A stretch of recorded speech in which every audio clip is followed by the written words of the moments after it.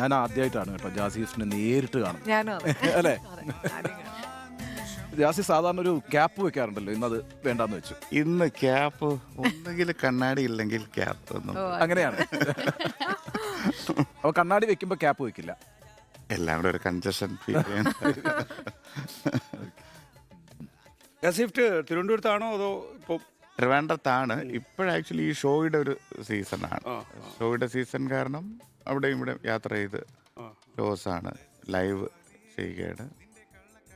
Live shows ഒക്കെ ഒന്ന് live ആയോ? ഇപ്പോഴായി വരുന്നു. വളരെ അന്നത്തെ അതിനുശേഷം ഇപ്പോഴ് കുറച്ചുകൂടെ സ്ട്രോങ് ആയിട്ട് വരുന്ന ഒരു സമയമാണിത്.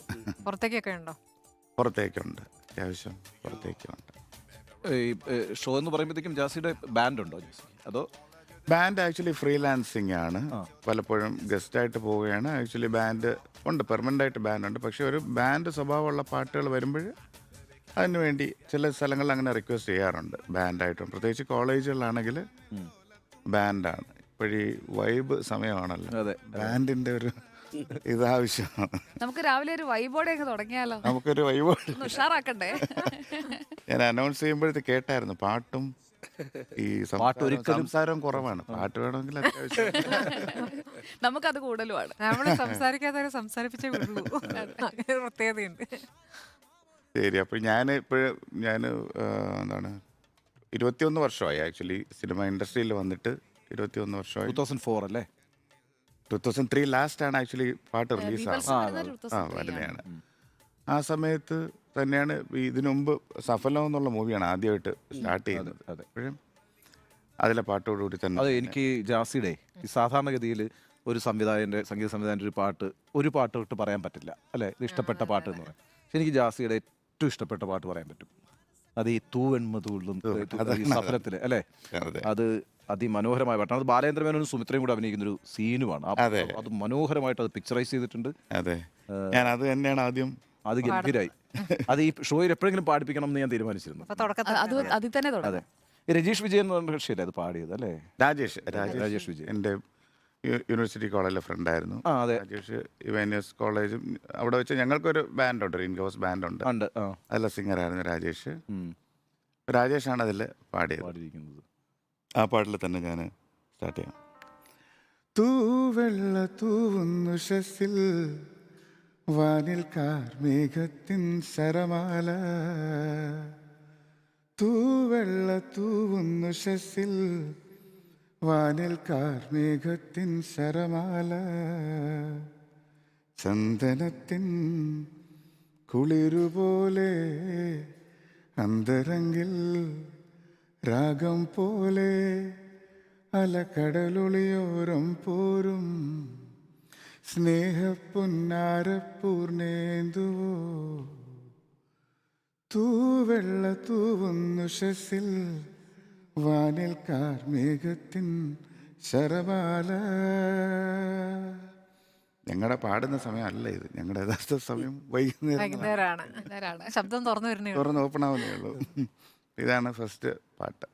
ഈ ലജ്ജാവതി ഒരു വേറൊരു ശൈലിയിലേക്ക് വന്ന പാട്ടാണല്ലോ.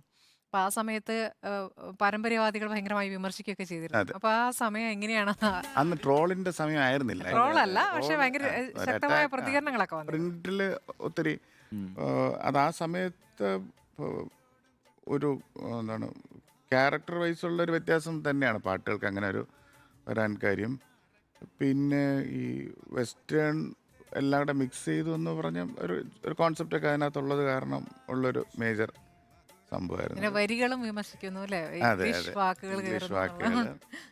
പക്ഷെ അത് ഇപ്പോഴും നോക്കുകയാണെങ്കിൽ നമുക്കിപ്പം സ്വാഭാവികമായി ഇപ്പോഴത്തെ പാട്ടുകൾ അല്ല, തിരിഞ്ഞു നോക്കുമ്പോൾ എന്താണ് അവിടെ ആ കാലഘട്ടത്തിൽ അത്രയും ചർച്ചയായത് എന്നുള്ള തോന്നൽ നമുക്കിപ്പോൾ ഉണ്ടാവും. പക്ഷെ ആ കാലഘട്ടത്തിൽ വലിയ നിലയിൽ ഇത് വിമർശിക്കപ്പെടുകയും ചർച്ച ചെയ്യപ്പെടുകയും ചെയ്തിരുന്നു അല്ലേ?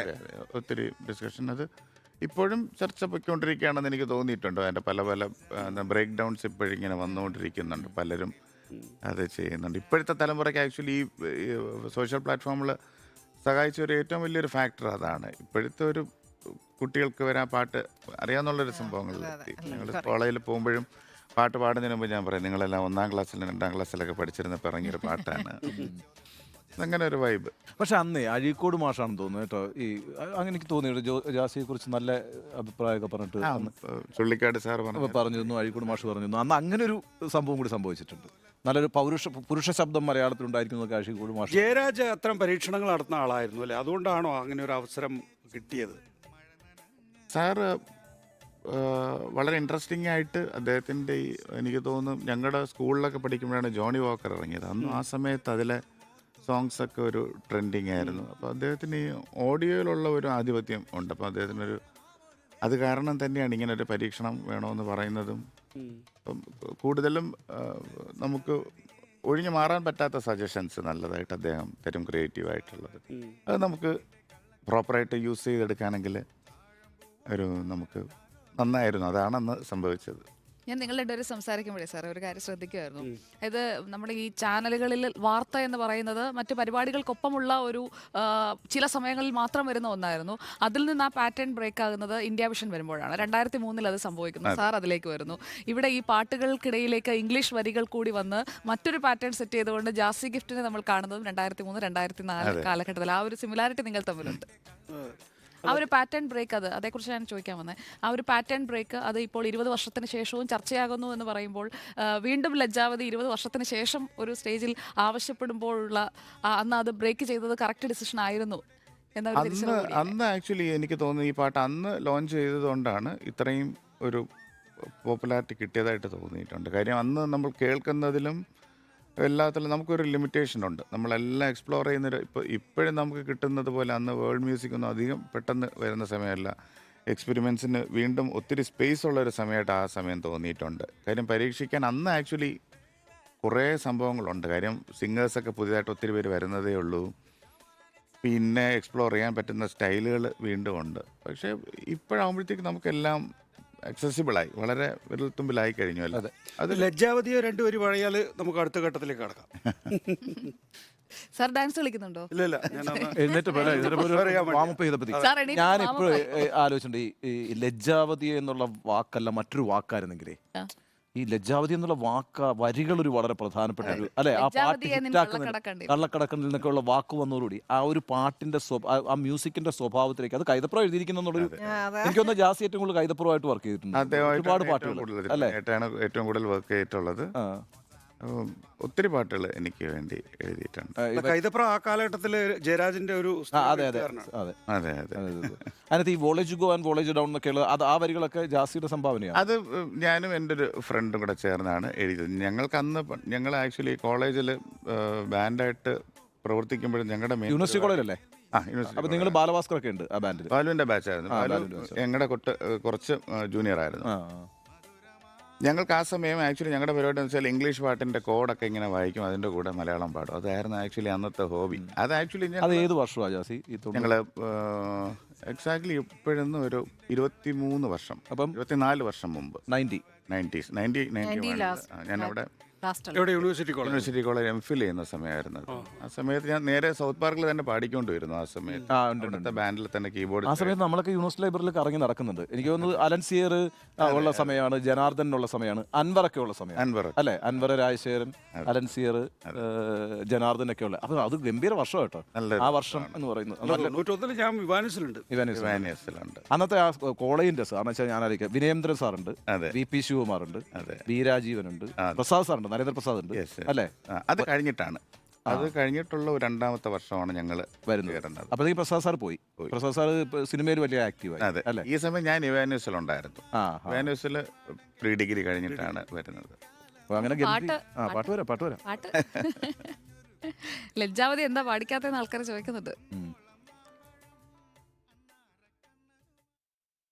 ലജ്ജാവതി ഇപ്പോഴും ഞാൻ പാടുന്നൊരു വേർഷൻ പാടാം. അത് ലജ്ജാവതി ഇപ്പോൾ കോൺസേർട്ടിൽ ഞാൻ പാടാം. പൂവരസയിലയിലെ PP செஞ்சு ஊதினோ, பள்ளிக்கூட பாடம் மறந்து பட்டாம்பூச்சி தேடினோ, தண்ணி பாம்பு வரப்பில் வர தலை தெறிக்க ஓடினோ, பனங்காயின் வண்டியில் பசுமாற்று தொழுவத்தை சுற்றி வந்து பம்பாய்க்கு போனதாக சொல்லினோம். அடடா வசந்தம், அதுதா வசந்தம், மீண்டும் அந்த காலம் வந்து மழலையாக மாற்றுமா Baby, on your valley, I'm a Raja. Come on anytime, you're my Dilruba. ലജ്ജാവതിയെ നിന്റെ കള്ളക്കടക്കണ്ണിൽ താഴമ്പൂവോ താമരത്താരോ തേനോ തേനിലാവോ മാമഴ മുത്തോ മല്ലിക്കൊളുന്തോ മീനോ മാരിവില്ലോ തൊട്ടൊരുമി നിന്നാട്ടെ തൊട്ടാവാടി പെൺമാനെ മാനസക്കൊട്ടാര കെട്ടിനകത്തുള്ള റോജ രാജറാണി ലജ്ജാവതിയെ നിന്റെ കള്ളക്കടക്കണ്ണിൽ ഓ സൗണ്ട് ശരിയായി വരുന്നേ ഉള്ളൂ അത് കുഴപ്പമില്ല. ഇത് കന്നഡയിലും ഒക്കെ ഹിറ്റായിരുന്നില്ലേ അല്ലേ?